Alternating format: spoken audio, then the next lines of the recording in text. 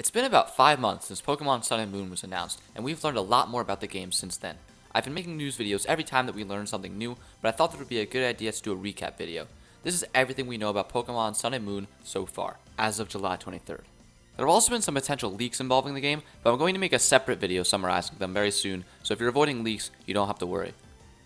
First off, let's talk about the new Pokemon that have been announced. There are 25 of them in total. Magearna, the artificial Pokemon, is a Steel and Fairy type. Its ability is Soul Heart, which is a new ability. Soul Heart raises Magearna's special attack by one stage when any Pokemon on the field is knocked out. Magearna can learn the moves Flash Cannon, Lucky Chant, Helping Hand, and Floor Cannon. Magearna is the only known Pokemon that can use Floor Cannon. It appears to be a Fairy type attack, as it was super effective against Pangoro. Magearna is also classified as a mythical Pokemon. One distribution of Magearna has already started, but it only exists in Japan. To get the QR code for Magearna, you need to go see the movie Volcanion and the Ingenious Magearna, and then you'll be given a special disc for the arcade game Pokemon Ga Ole. This distribution lasts until September 30th. When Pokemon Sun and Moon come out, you'll be able to scan the QR code that's on this disc with your 3DS, and you'll be given the Pokemon Magearna in the game. This first event Magearna will be at level 50, will have the ability Soul Heart, will have the moves Flash Cannon, Floor Cannon, Lucky Chant, and Helping Hand, and will be holding a silver bottle cap, which I'll get into later. Distribution outside of Japan has yet to be clarified, but it will be distributed later in the year. Next up, we have the starters. Rowlet, the Grass Quill Pokemon, is Grass and Flying type, with the ability Overgrow. Its known moves are Peck and Leafage. Leafage is a new Grass type move that does damage. Litten, the Fire Cat Pokemon, is a Fire type with the ability Blaze. It can know the move Ember. Poplio, the Sea Lion Pokemon, is a Water type with the ability Torrent. It can know the moves Pound, Water Gun, Growl, and Disarming Voice. Solgaleo, the Sun Pokemon, is a Psychic and Steel type, somehow, and it has the ability Full Metal Body. Full Metal Body prevents the user's stats from being lowered by an opponent's move or ability, and it seems to be the same thing as Clear Body. Solgaleo also has its Radiant Sun phase, which is activated when it uses some moves. We don't know anything else about this phase. Solgaleo can learn a new move called Sunsteel Strike. Sunsteel Strike is a damaging move that ignores the effects of the opponent's abilities. While it appears to be a Fire type move, it was neutral against Salamence, which makes me think it's going to be a Steel type move. Lunala, the Moon Pokemon, is Psychic and Ghost type, and is the mascot Pokemon of Pokemon Moon.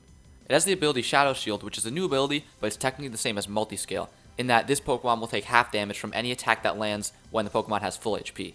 Lunala also has its Full Moon phase, which is also activated when it uses some moves. Just like Solgaleo's Radiant Sun phase, we don't know anything else about this phase at this time. Solgaleo learns a new move called Moongeist Beam. It is a damaging move that also ignores the effects of the opponent's abilities. It is most likely either a Ghost or Psychic type move, since those are Lunala's types, and the move was super effective against Gengar, which both of those types are. Although, it could theoretically also be a Dark or Ground type move, but I doubt that. Rockruff, the puppy Pokemon, is a Rock type, and it can have the abilities Keen-Eye or Vital Spirit, and it can know the move Bite. Komala, the half-awake Pokemon, is a normal type with the ability Comatose. Comatose is a new ability, and it prevents the user from being affected with any status ailment other than sleep. Pikapek, the Woodpecker Pokemon, is normal and flying type. It can have the abilities Keen-Eye or Skill Link. It can be caught on Route 1, and it evolves twice. Yungoos, the Loitering Pokemon, is normal type, and it can have the abilities Stakeout or Strongjaw. Stakeout is a new ability in which Yungoos deals twice the normal damage if the opponent just switched into battle. Tapu Koko, the Land Spirit Pokemon, is Electric and Fairy type. It has the ability Electric Surge, which is a new ability that activates electric terrain when this Pokemon is sent out. Tapu Koko is known to be the guardian deity of Melee Island. Grubbin, the larva Pokemon, is a Bug type with the ability Swarm. Grubbin evolves into Charjabug, the Battery Pokemon, which is Bug and Electric type. It has the ability Battery, which is a new ability that increases the power of ally Pokemon's special moves. It can know the move Spark. Charjabug evolves into Vikavolt, the Stag Beetle Pokemon, which is also Bug and Electric type. It has the ability Levitate. It can know the moves Spark and Zap Cannon. Drampa, the Placid Pokemon, is normal and Dragon type. It can have the abilities Berserk and Sap Sipper. Berserk is a new ability that increases Pokemon's special attack when its HP reaches 50%. It can know the move Dragon Breath. Bruxish, the Gnash Teeth Pokemon, is Water and Psychic type. It can have the abilities Dazzling and Strong Jaw. Dazzling is a new ability that prevents moves with an increased speed priority from hitting. Cutiefly, the Bee-Fly Pokemon, is Bug and Fairy type. It can have the abilities Honey Gather and Shield Dust, and it can know the move Fairy Wind. Togedemaru, the Roly-Poly Pokemon, is Electric and Steel type. It can have the abilities Iron Barbs and Lightning Rod, and it can know the moves Discharge and Tackle. It appears to be the Pikachu clone of this generation.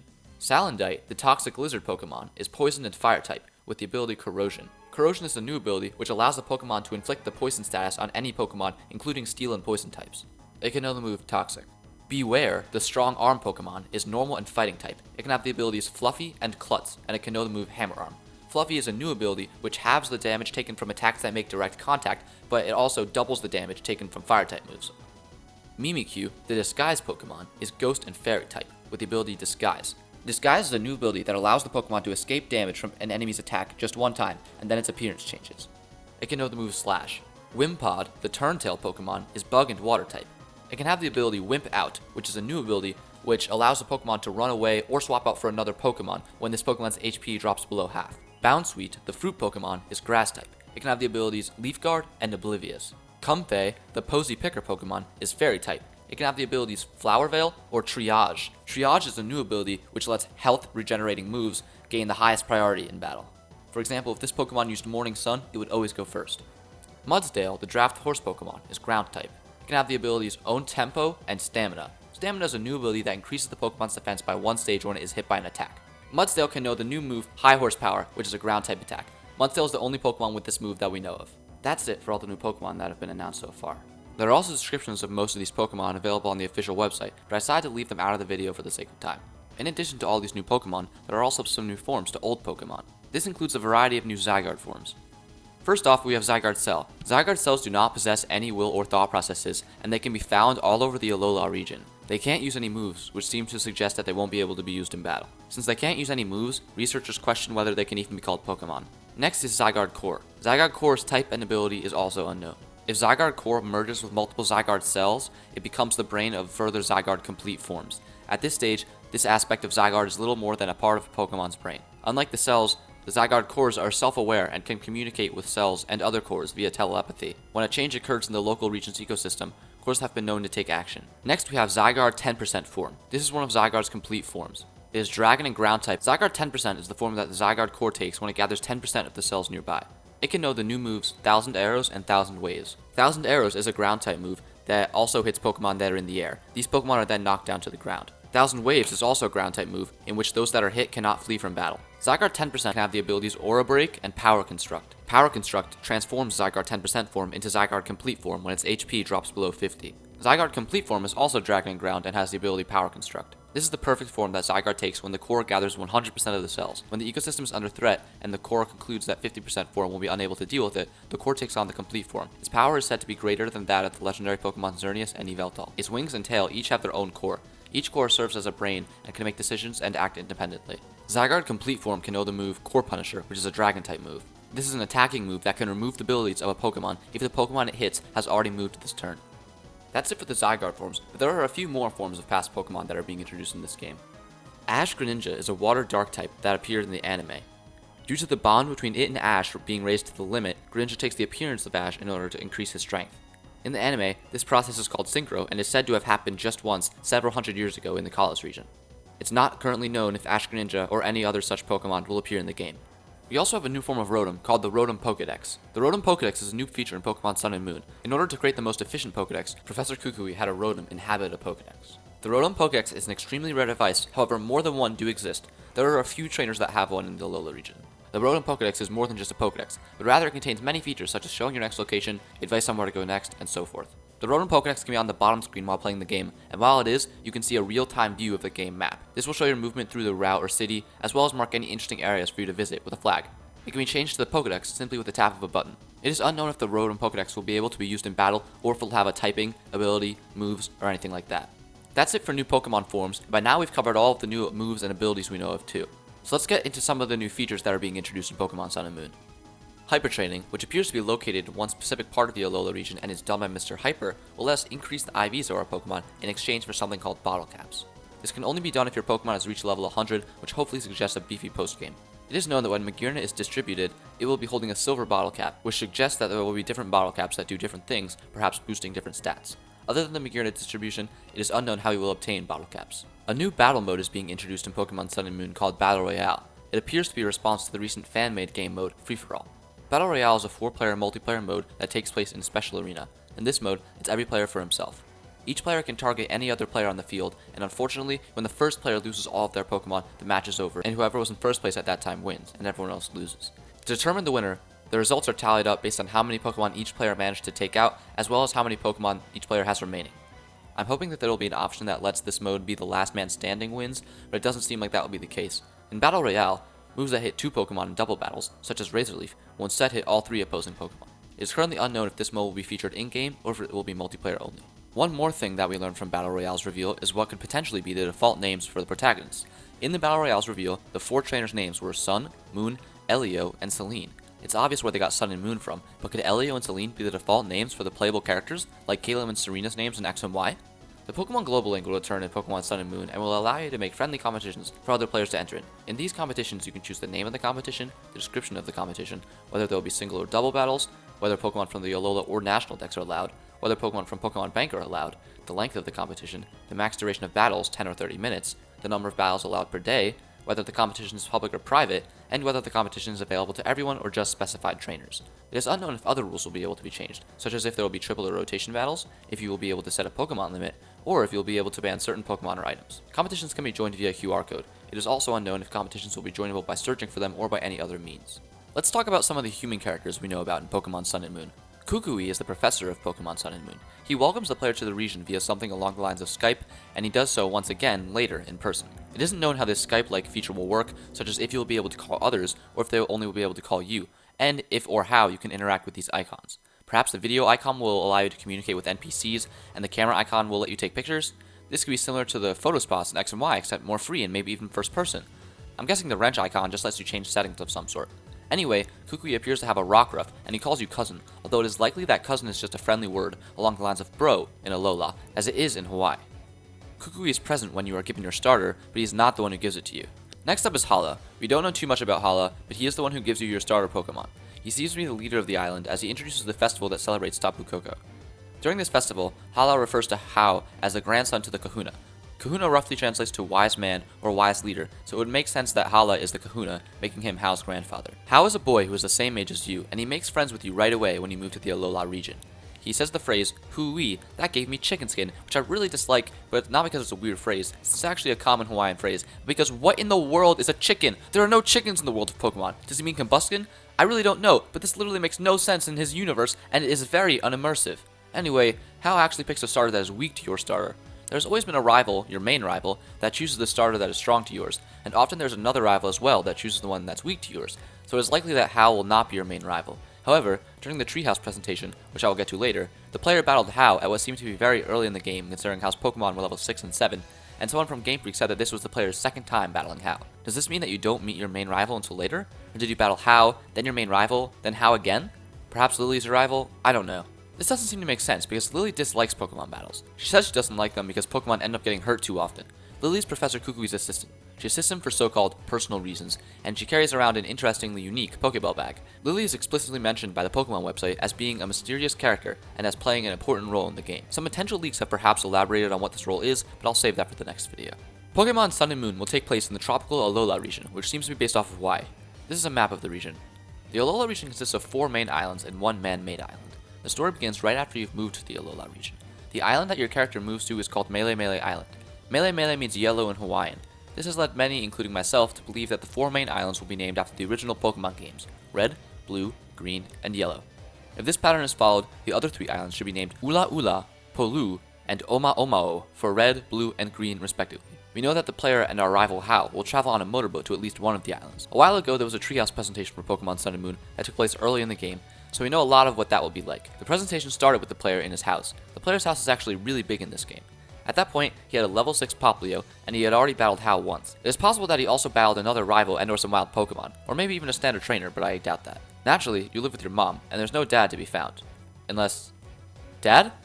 Never mind. Anyway, your mom even has a Meowth to keep her company. Route 1 is directly to the right of your house, and the trainer started following the route right away. Yungoos, Leddyba, and Pikapek were the wild Pokemon that were encountered. They were levels 2, 3, and 5 respectively. Level 5 seems a little high for Route 1, right? Interestingly enough, the level 5 Pikapek wasn't encountered until much later on the same route. Is it possible that where you are specifically on the route will determine the level or even the species of the Pokemon you encounter? From the beginning, Route 1 went up and to the left. There was a gate on the upper side of the route preventing the trainer from going upwards. In addition, we learned that the last and preschooler trainer classes would be coming back. No surprise there. This is interesting though because there are actually multiple trainers that will battle you on the first route. At the end of the route, the player enters a town and a cutscene starts. During this cutscene, you are approached by Hala, whom you seem to have already met. He tells you that each island has their own guardian Pokemon, and that today there's a festival being held to express gratitude for the guardian Pokemon. In the town, you then meet up with Hao, who you have already met. Hao is with his Litten, who is outside of the Pokeball. Then Kukui and Lily approach the two of you, and it is explained that you will take on Hao in a friendly competition in order to appease Tapu Koko, Melee Island's guardian Pokemon. You are asked if you are ready, and when you agree, a cutscene starts. Torches are lit, Hala introduces the competitors, and everyone in the town or perhaps even the island gathers around to watch. Hala refers to the player as the one who has met with Tapu Koko, and he refers to Hao as the grandson of the Kahuna. Kahuna, according to my understanding, as I said, translates to something along the lines of wise man or wise leader. It seems that Hala is referring to himself and that he is the Kahuna, since he seems to be the leader of the island. Hala also prayed to Tapu Koko for those who are undertaking the Island Challenge. Perhaps this is both yours and Hao's goal at this point in the game? No further information has been given on this so-called Island Challenge. Hao is a level 6 Pichu with at least Tail Whip, Thundershock, and Charm, and since the trainer in the Treehouse presentation chose Poplio, Hao also has a level 7 Litten. The Treehouse presentation ended after Hao was defeated, although a trailer makes it pretty clear that Tapu Koko would appear just after that. It is definitely in the same location, and all the same people seem to be gathered around. I doubt you'll be able to catch him though, considering how early in the game it is. Another trailer, however, showed Tapu Koko at level 60 battling the trainer in what appears to be some kind of temple. This is most likely where he will be able to be caught. So we've covered a lot of information about Pokemon Sun and Moon so far, but there's still a whole slew of features that I haven't mentioned yet. First of all, the new in-battle UI is really nice. There's the standard fight, run, bag, and Pokemon buttons, but they're in different locations, they have cool designs, and overall, they just look really nice. There's also a miniature display of the battle in between all of the icons, which I really like. You can also press Y to use your most recent item. In addition, when selecting your moves, if you're up against a Pokemon that you've already battled, the UI will tell you which moves are super effective, not very effective, or neutral to the opposing Pokemon. As for the bottom screen, we know that both Pokedex Rotom and what was historically the start screen can be set to the bottom screen. Pokedex Rotom can also show either a map or a Pokedex. Since Pokemon and Me and Super Training are back too, it's likely that we will be able to set any of them to the bottom screen. It is also confirmed that trainer customization will return in Sun and Moon. In the beginning, you will have the choice from 8 default trainers as opposed to X and Y 6, which makes it seem like there will be even more customization options overall than in X and Y. It's been revealed that you can change your shirt, pants, and hat. You can even take your hat off! It's also interesting to note that the default trainer's clothes color schemes match up with all of the starters. The male trainer's shirt matches with Poplio, his pants match with Litten, and the girl's shirt and shorts match up with Rowlet. This is just a cool thing that I noticed. Oh yeah, and also some people have pointed out that the male trainer's shoes resemble Team Aqua, and that the female trainer's shoes resemble Team Magma. I doubt it means anything though. Another neat new touch to this game is that your field of view will narrow when you get very close to a trainer that will challenge you. This serves as a sort of alert. When the trainer challenges you, instead of an exclamation mark appearing over their head, a snazzier one will appear on the entire screen. Trainers can also be seen during battles. It's not just important trainers either, it seems to be every single one, which is really cool. Another thing that is confirmed is that the day and night cycle will return, as we've seen shots of the day, evening, and night, and we've seen different times of day in the same place. It will also be possible to transfer our Pokemon from the Pokemon Red, Blue, and Yellow games into Pokemon Sun and Moon via Pokemon Bank, which Sun and Moon will be compatible with. Riding Pokemon is also returning in Pokemon Sun and Moon. So far, we can ride on a Stoutland across this terrain, charge across the ground on Tauros, ride across water on Lapras, and zoom across the waves on Sharpedo. You even get your own special gear on these guys. It is unknown if you will only be able to ride on certain Pokemon or whether you'll be able to ride on your own Pokemon. In Pokemon X and Y, you could not ride any of your own Pokemon. It is also unknown whether the player is using Surf in either of these occasions, but Sharpedo is definitely moving faster than Lapras, and it would be pretty strange if there wasn't a consistent Surf speed. One weird feature in Pokemon Sun and Moon is that with a Pokemon that you have caught, you can create a QR code. A friend, or anyone on the internet, can then scan this QR code to register that Pokemon in their Pokedex. It does seem like this will allow someone to complete the entire Pokedex via the internet, but maybe they'll put a limit on it or something. Another obvious improvement from Pokemon X and Y to Sun and Moon is the graphics. Instead of having chibi characters, the characters in this game appear to be fully rendered 2-scale models, which makes a clear difference and makes the game look much more realistic. In addition, the game world seems to be much more freely navigable instead of grid-based. The environments we have seen so far are also much more diverse than in past games. Even Route 1 is stunning. There is one more feature that has debuted in a recent trailer that is a bit complicated to explain. The Japanese logos of Pokemon Sun and Moon contain these stones, which for a while we have wondered what they do. Then, in a recent trailer, the player characters were shown interacting with these bracelets that have a diamond-shaped design on them. Next, the player does some kind of dance or pose, and energy is transferred to their Pokemon. Then, the Pokemon glows with the yellow energy, and their type symbol is shown in front of them. And finally, the Pokemon unleashes some sort of ultimate move. Pikachu and the Stars are the only ones we've seen use these moves, and it appears that the Diamond Stones, in conjunction with the bracelet, will activate them. A potential leak has elaborated on these moves, but like I said before, I'll save that until next video.